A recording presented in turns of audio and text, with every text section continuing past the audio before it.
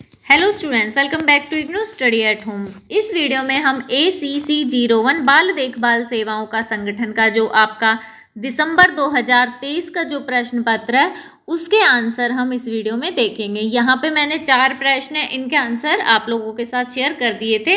इस वीडियो में हम 5, 6 और 7 इन तीनों प्रश्नों के जो आंसर हैं वो शेयर करेंगे।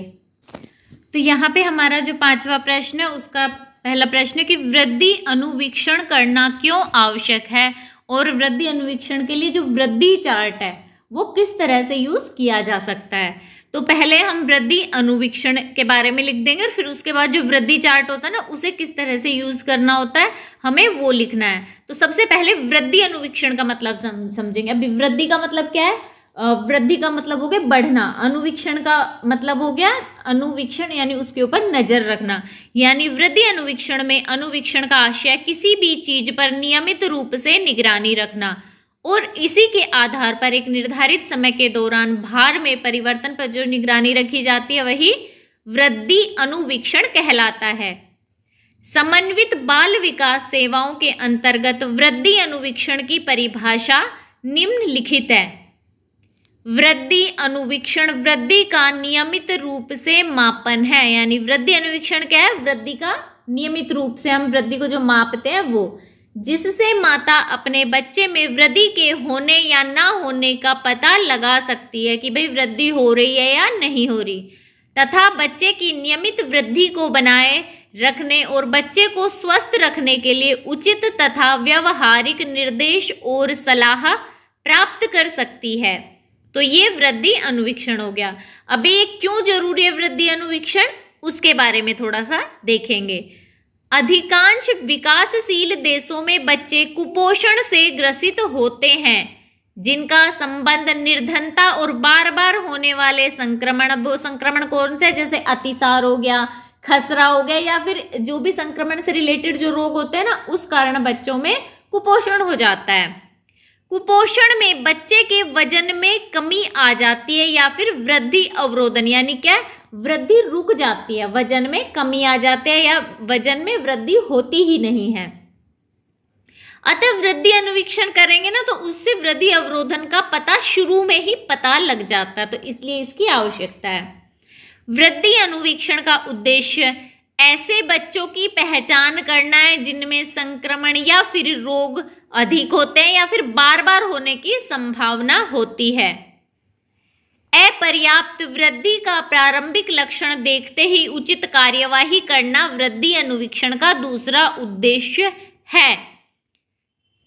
साथ साथ पोषण अंतक्षेप जैसे स्तनपान, पूरक आहार और अन्य जो स्वास्थ्य अंतक्षेप है ना, जैसे टीकाकरण हो गया, जीवन रक्षक घोल और उपचार प्रदान करना, इनसे भी बच्चा इनमें भी स्वस्थ रहे और नियमित रूप से उसकी उचित वृद्धि होती रहे, ये भी वृद्धि अनुवीक्षण के अंतर्गत ही आता है। वृद्धि अनुवीक्षण एक निवारक और वर्धन कार्यनीति है जिसका उद्देश्य कुपोषण को होने से पहले ही सही उपचार कार्य करना है।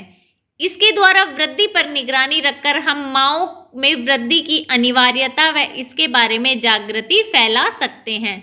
यानी वृद्धि अनुवीक्षण इसलिए जरूरी है ना कि इसमें टाइम से पता लग जाता है कि भाई बच्चे को कुपोषण है या नहीं है तो कितना है, और उसके लिए उपाय शुरू कर दिए जाएं। तो यही वृद्धि अनुवीक्षण का लाभ है। अभी वृद्धि पर निगरानी कैसे रखी जाती है? तो वृद्धि पर निगरानी रखने का सामान्य तरीका वजन या भार लेना है। इसके अलावा मानव मितीय माप या रोग जांच से भी वृद्धि पर निगरानी रखी जा सकती है। वृद्धि निर्धारण का सबसे मुख्य साधन वृद्धि चार्ट है। वृद्धि चार्ट देखिए इस तरह से होता है। इसमें बच्चे का वजन और यहाँ पे जो बच्चे का उम्र है साइड में वो लिखी गई है, तो ये वृद्धि चार्ट होता है। तो वृद्धि चार्ट किस प्रकार से प्रयोग किया जाता है? वृद्धि चार्ट का प्रयोग मुख्य रूप से समय के साथ साथ भार में हुए परिवर्तनों को अंकित करने और उन्हें व्याख्यायित करने के साधन के रूप में तैयार किया गया चार्ट ही वृद्धि चार्ट कहलाता है। वृद्धि चार्ट की मुख्य विशेषता उसका ग्राफ होता है। ये जो है ये ग्राफ है। इस ग्राफ पर भार को आयु के अनुरूप अंकित किया जाता है ताकि ग्राफ पर वृद्धि की तुलना मानक भार से की जा सके। वृद्धि चार्ट के बिल्कुल ऊपर बाईं तरफ एक सूचना का बॉक्स होता है जिसमें क्या किया जाता है, बच्चे का नाम और उसका लिंग, माता या पिता आदि का नाम लिखा जाता है सबसे ऊपर बाईं तरफ। फिर वृद्धि चार्ट में क्षैतिज रेखाएं होती हैं जो एक सिरे से दूसरे सिरे की ओर यानी बाईं से दाईं ओर जाती हैं, और कुछ लंबवत खड़ी हुई रेखाएं होती हैं जो ऊपर से नीचे की ओर आती हैं। जो लंबवत खड़ी रेखाएं हैं बच्चे की आयु को दर्शाती हैं, और जो क्षैतिज यानी टेढ़ी जो रेखाएं होती हैं वो भार को दर्शाती हैं। भार को वाई अक्ष की तरफ किलोग्राम में लिखा जाता है। फिर चार्ट के नीचे की तरफ 5 सोपान यानी 5 भाग में उसे डिवाइड किया गया है कि 5 साल तक होता है ना, तो 5 साल, और उन हर उस पार्ट को क्या है फिर 12 क्या है साल में 12 महीने होते हैं ना, उनमें बांटा गया है। प्रत्येक सोपान बच्चे की 1 वर्ष से 5 वर्ष की आयु को दर्शाता है। प्रत्येक सोपान पुनः 12 पंक्तियों में विभाजित है जो कि वर्ष के 12 महीनों की सूचक है। चार्ट के बिल्कुल बाईं तरफ सोपान का पहला बॉक्स गाढ़ी रेखाओं से बना हुआ है जो बच्चे के जन्म का माह वर्ष रिकॉर्ड करने के लिए होता है। इसके अलावा चार्ट पर 4 वक्राकार रेखाएं पोषण स्तर की विभिन्न श्रेणियों की सूचक हैं जो कि बच्चे स्वस्थ होते हैं और जिनका शरीर का भार जो होता है ना मानक स्तर का 80% होता है या उससे ज्यादा होता है तो वो स्वस्थ माना जाता है। ऊपर की पहली रेखा जहां सामान्य लिखा हुआ है उसके ऊपरी भाग में वे सब आते हैं। यदि बच्चे का भार पहली रेखा से नीचे आता है तो बच्चे को अल्प पोषित समझा जाता है। बच्चे का भार जितना कम होगा बच्चा उतना ही ज्यादा अल्प पोषित माना जाता है। जब बच्चे का भार ऊपर की पहली रेखा तथा दूसरी रेखा के बीच में आता है यानी जब भार मानक भार के 80% से थोड़ा कम हो जाता है और 70 से लेकिन अधिक होता है तो बच्चा प्रथम श्रेणी के कुपोषण यानी कि मंद कुपोषण से ग्रस्त माना जाता है। यानी सामान्य भार मान लीजिए 10 किलो होना चाहिए किसी बच्चे में, है ना, तो उसका अगर 80% भी है तो वो सामान्य माना जाएगा, लेकिन 80 से कम और 70 से ज्यादा है तो वो मंद कुपोषण माना जाता है। जैसे 4 साल की आयु के बच्चे का सामान्य भार लगभग 15 से 16 किलो होना चाहिए, लेकिन अगर उसका 13 से भी कम होगा तो इस बात का सूचक है कि बच्चा प्रथम श्रेणी का कुपोषण यानी मंद कुपोषण से ग्रसित है। जब भार दूसरी व तीसरी रेखा के बीच में आता है यानी मानक स्तर के 70 और 60 के बीच में तो बच्चा द्वितीय श्रेणी के कुपोषण यानी मध्यम कुपोषण से ग्रस्त माना जाता है।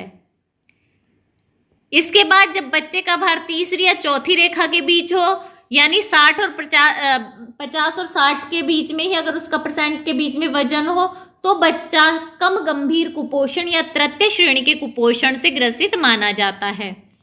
इसके बाद अगर बच्चे का भार चौथी रेखा से भी नीचे आ जाता है यानी 50% जो मानक वजन है उसका आधे से भी कम हो गया बच्चे का वजन, तो ये खतरे का सूचक होता है, दर्शाता है कि बच्चा अत्यधिक या फिर चतुर्थ श्रेणी के कुपोषण से ग्रसित है जिसे गंभीर कुपोषण कहा जाता है। तो इस तरह से वृद्धि चार्ट का प्रयोग किया जाता है और वृद्धि पर निगरानी की जाती है। फिर इसी का दूसरा प्रश्न है कि किन्हीं 2 गतिविधियों का वर्णन कीजिए जिनके द्वारा शिक्षिका बच्चों की सृजनात्मक योग्यताओं को बढ़ावा दे सकती है। यानी बच्चों को किस तरह से सृजनात्मक जो गतिविधियां करते हैं ना उनको बढ़ा कैसे सकती है शिक्षिका।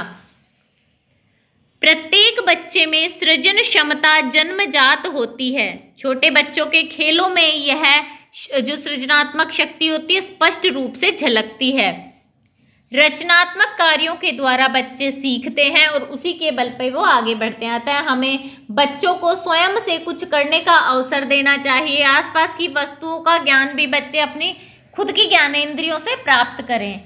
बच्चों की कल्पना, निरीक्षण, स्मरण शक्ति के विकास के द्वारा ही उनकी सृजनात्मक क्षमता विकसित होती है।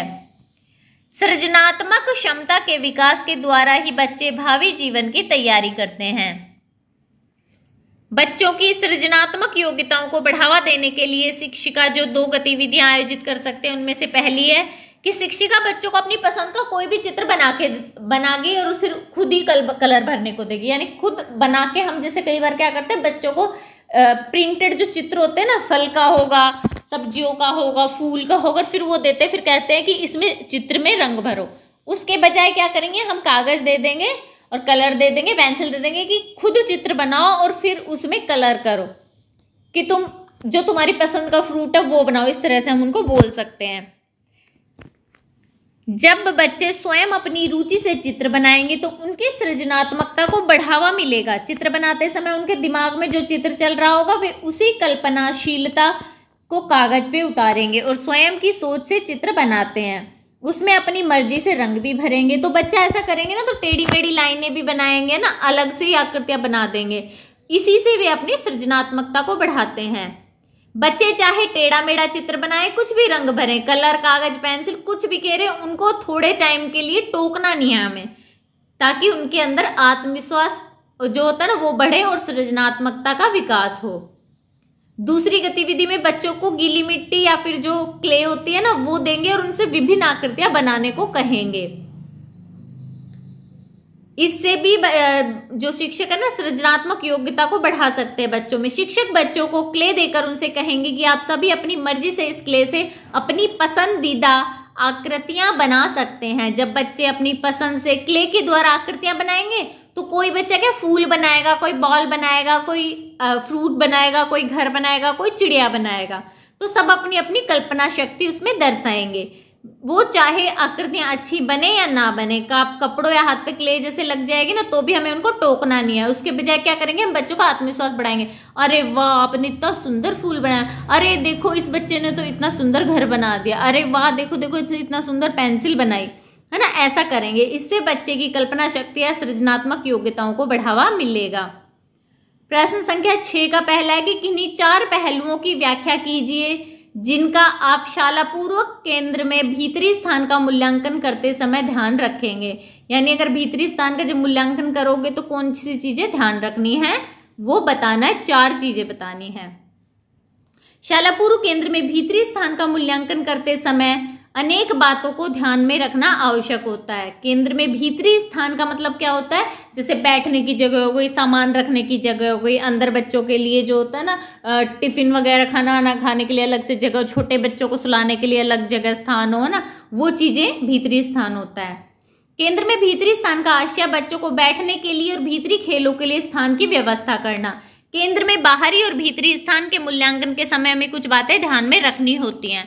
तो यहाँ पे हमें भीतरी स्थान का मूल्यांकन कैसे करना है ये ध्यान में रखना है कि पहला हम क्या करना है कि जब भीतरी स्थान का मूल्यांकन करेंगे हमें ध्यान रखना है कि बच्चों के बैठने की देखो उचित व्यवस्था है नहीं है। सबसे पहले हमें यही देखना है कि जब जगह ही अगर बच्चे को बैठने की व्यवस्था नहीं है तो कितना भी अच्छा स्थान हो क्या फायदा उस चीज का ना। तो भीतरी स्थान में बच्चों के आराम से बैठने की उचित व्यवस्था होनी चाहिए। कमरे में छोटे बच्चों बड़े बच्चों के बैठने की अलग अलग व्यवस्था होनी चाहिए। उनको बैठने के लिए जो फर्नीचर चुना गया हो वो नुकीला ना होकर गोलाई लिए हुए होना चाहिए। छोटी उम्र के बच्चों के लिए बैठने के लिए कमरे में दरी बिछाने की व्यवस्था भी होनी चाहिए। कक्षा में उतने ही बच्चों के बैठने की व्यवस्था करें जितने की आराम से बच्चे बैठ सके, ना कि आवश्यकता से अधिक बच्चे एक ही कमरे में बैठा दिए जाएं, है ना। ये सब चीजें हमें ध्यान रखनी है मूल्यांकन करते टाइम। दूसरी बात ध्यान रखनी है गतिविधि कोने और भीतरी खेल सामग्री उपलब्ध है या नहीं है। केंद्र में भीतरी स्थान के मूल्यांकन के समय यह ध्यान में रखना चाहिए कि कमरे में किसी एक कोने में कोई ना कोई गतिविधि क्षेत्र अवश्य होना चाहिए ताकि बच्चे अपनी रुचि के अनुसार भीतर बैठकर ही एक जगह खेल और खेल सामग्री यूज कर सकें। गतिविधि केंद्र के अलावा कक्षा में भीतरी खेल सामग्री भी उचित मात्रा में उपलब्ध होनी चाहिए। केंद्र में स्थान के अनुरूप ही सामग्री हो, ज्यादा नहीं होनी चाहिए। यानी कि खेल खिलौने या फिर जो बच्चों का सामान है ना क्राफ्ट का वो इतना हो जाए कि बच्चे घूम फिर रहे हैं तो चोट लग रही है, ऐसा नहीं होना चाहिए। बच्चा के जितनी जरूरी है उतनी खेल सामग्री बच्चों के लिए होनी चाहिए। केंद्र में स्थान के अनुरूप ही सामग्री होनी चाहिए, ज्यादा नहीं होनी चाहिए। तीसरी चीज ध्यान रखनी है कि बच्चों की सुरक्षा का सबसे पहले क्या ध्यान रखना चाहिए। केंद्र का भीतरी स्थान का मूल्यांकन करते समय ध्यान में रखना है कि कमरे का दरवाजा छत या सड़क पर नहीं खुलना चाहिए। कमरे में खुले स्विच या तार नहीं होने चाहिए। दरवाजे खिड़की आदि बच्चों के लिए उपयुक्त बनाने के लिए उनके हैंडल थोड़े नीचे लगे होने चाहिए। कमरे में बिजली के स्विच या पावर प्लग होते हैं ना, वो बच्चों की पहुंच में नहीं होने चाहिए। अगर हैं तो उनको टेप से ढक देना चाहिए ताकि बच्चे सुरक्षित रहें। उनमें क्या उंगलियां ना डालें बच्चे, उनको करंट लगने का डर रहता है। भीतरी स्थान में रखा गया फर्नीचर नुकीला नहीं होना चाहिए क्योंकि इससे बच्चों को चोट लग सकती है। चौथी बात जो हमें ध्यान में रखनी है, वो ध्यान में रखनी कि बच्चों के खाने पीने की उचित व्यवस्था है या नहीं है अंदर ही। भीतरी स्थान में बच्चों के कमरे के आसपास बच्चों के लंच करने यानी खाने पीने की उचित सुविधा होनी चाहिए। छोटे बच्चों के लिए दूध और पूरक पोषण की उचित व्यवस्था होनी चाहिए। इसके साथ ही ध्यान रखना है कि कमरे के पास ही बच्चों के लिए शौचालय का प्रबंध होना चाहिए। अतः इन सब बातों को ध्यान में रखते हुए हम केंद्र में भीतरी स्थान का मूल्यांकन कर सकते हैं। नेक्स्ट इसका है छठे का कि किन्हीं दो मनोवृत्तियों का वर्णन कीजिए जो शाला पूरक शिक्षिका और पालनकर्ताओं में होनी चाहिए। यानी बच्चों को क्या पालते टाइम शिक्षिका हो या फिर पालनकर्ता हो, घर पे माँ बाप हो, उनमें क्या मनोवृत्तियां होनी चाहिए। शाला पूर्व शिक्षिकाओं और पालनकर्ताओं को बच्चे के विकास के लिए ऐसी मनोवृत्तियों का धनी होना चाहिए जो उनको उनके आने वाले भावी जीवन के लिए सहज और सकारात्मक अनुभव दे सके। बच्चों की उचित देखभाल के लिए इनका सर्वोत्तोन्मुखी व्यक्तित्व होना जरूरी है। यानी कि जो पालन करता है शिक्षक है, बच्चों का अगर अच्छा विकास चाहते हैं तो उनके अंदर बहुत सारे गुण होने चाहिए। पालनकर्ता को संवेदनशील, विश्वस्त और लचीला होना चाहिए। साथ ही उसका जो दृष्टिकोण है बाल केंद्रित होना चाहिए।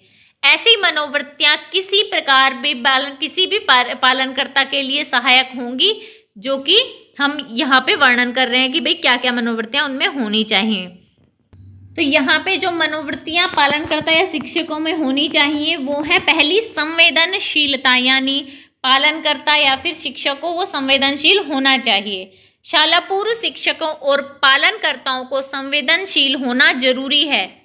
जब कोई बच्चा एक विशेष व्यवहार करता है तो एक संवेदनशील पालनकर्ता को इसका पता होता है कि भाई बच्चा ऐसा व्यवहार क्यों कर रहा है, क्योंकि पालनकर्ता जो है ना बच्चों की जरूरतों का आभास होता है उसे।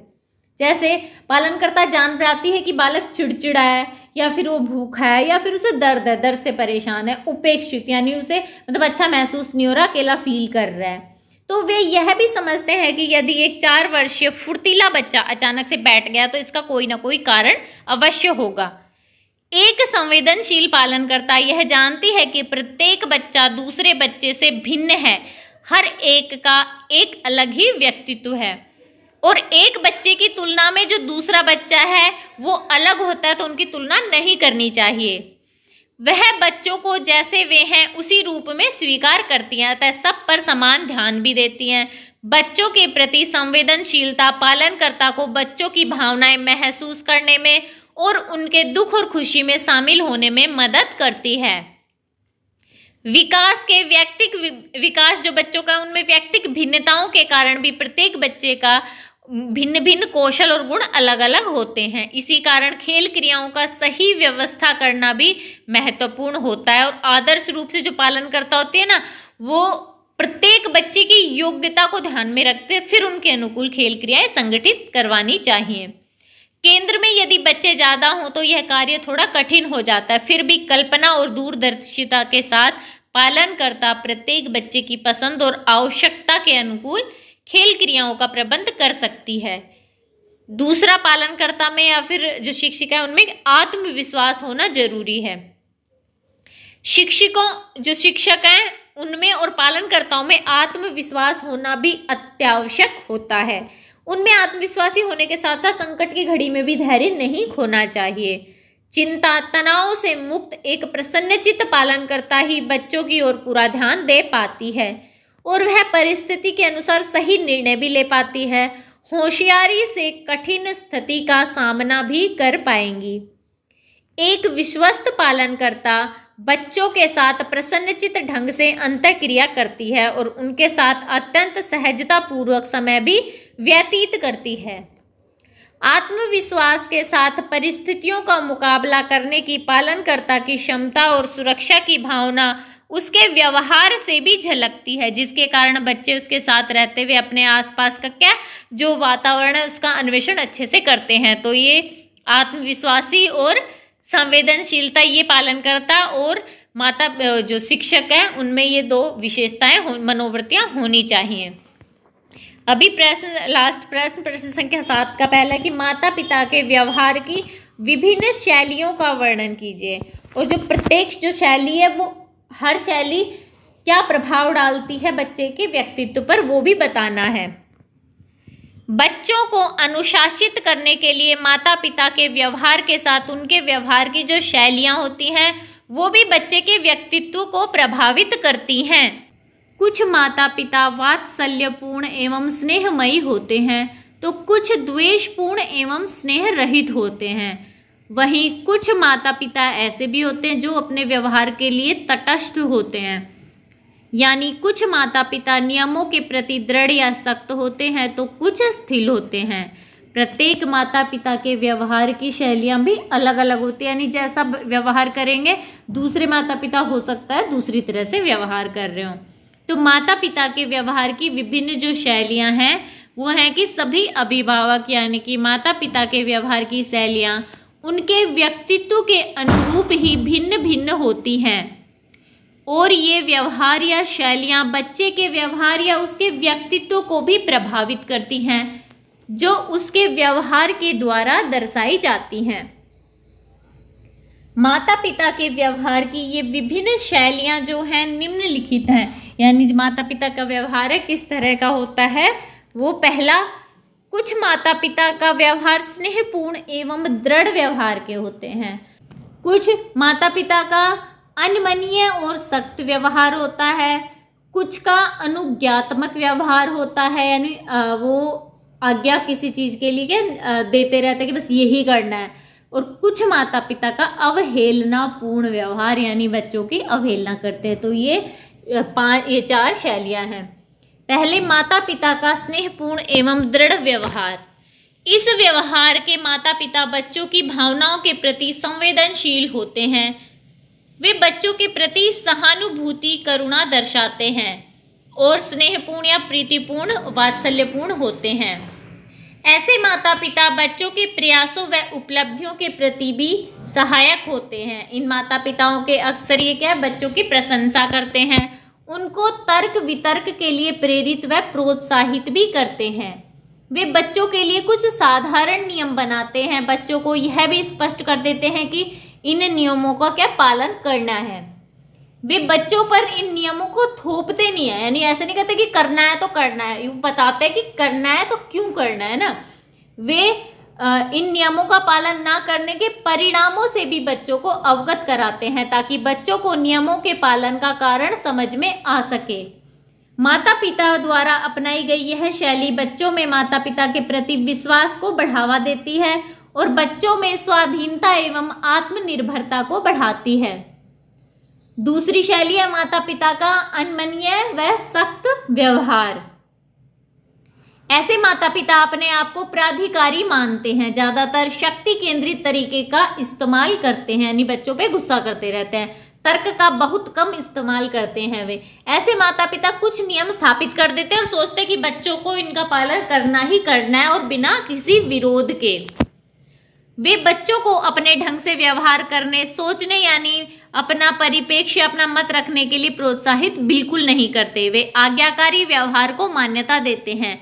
बच्चों के स्वतंत्र व्यवहार, प्रश्न एवं अन्वेषणों को हतोत्साहित करते हैं। ऐसे कई माता पिता क्या, ऐसे सब बहुत सारे माता पिता क्या है, बहुत सारे लोग होते हैं ना, उनके सामने भी बच्चों को डांट देते हैं और उनके प्रति द्वेष व अस्वीकृति भी दर्शा देते हैं। ऐसे माता पिता के बच्चों के व्यवहार में असंतोषपूर्ण, अविश्वस्त और गैर मिलनसार विशेषताएं दिखाई देती हैं। अन्य बच्चों की तुलना में ऐसे बच्चे अधीन, आज्ञाकारी, आक्रामक और डरपोक हो सकते हैं। ये बच्चे माता पिता के प्रति भी आक्रामक व्यवहार दर्शाते हैं। ऐसे माता पिता के जो बच्चे होते हैं वो पढ़ाई में पीछे रह जाते हैं क्योंकि इनको स्वतः स्फूर्ति व मर्जी से कार्य करने का अवसर ही नहीं मिला, तो ये पढ़ाई में भी पीछे रह सकते हैं। तीसरे माता पिता का अनुज्ञात्मक व्यवहार।